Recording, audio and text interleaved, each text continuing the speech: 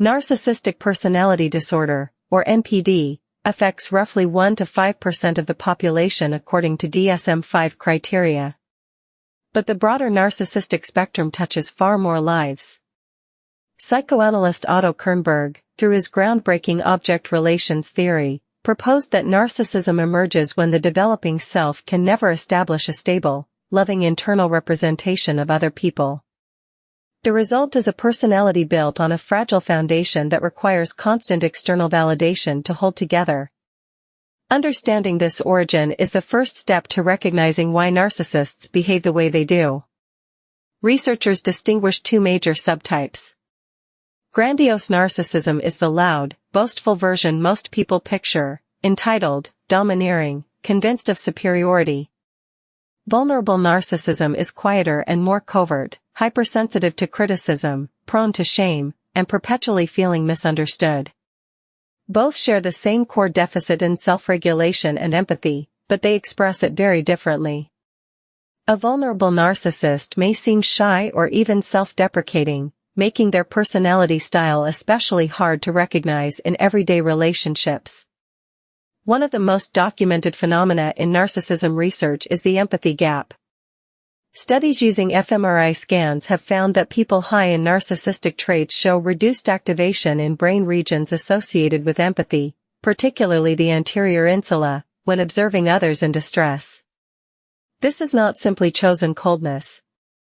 The neural architecture for emotional resonance is genuinely less active. However, narcissists typically retain the capacity for cognitive empathy, meaning they can intellectually recognize what others feel. They simply do not feel it themselves. The love-bombing phase is among the most psychologically devastating aspects of narcissistic relationships. In the early stages, the narcissist showers a target with intense attention, affection, and idealization. This activates the brain's dopamine reward pathways, creating a chemical bond similar to addiction. Then comes devaluation, the slow withdrawal of approval, the criticism, the gaslighting. Psychologists describe this cycle as intermittent reinforcement, the same mechanism that makes slot machines so addictive. The unpredictability of reward amplifies the emotional attachment. Narcissists frequently target highly empathic individuals. Research on interpersonal complementarity suggests this is not random. Empaths offer the unlimited emotional supply that narcissists require, and they are less likely to abandon the relationship when treated poorly. The empath's strength becomes their vulnerability.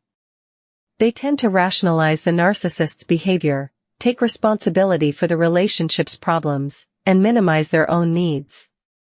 Over time, this dynamic can erode the empath's sense of identity and worth in ways that outlast the relationship itself. Recovery from a narcissistic relationship often requires more than time.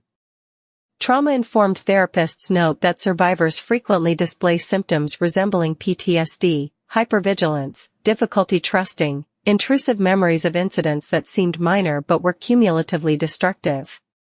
The DSM-5 notes that NPD itself rarely responds well to treatment because the narcissist seldom recognizes a problem. For those affected by narcissists, psychoeducation about the disorder can be profoundly validating.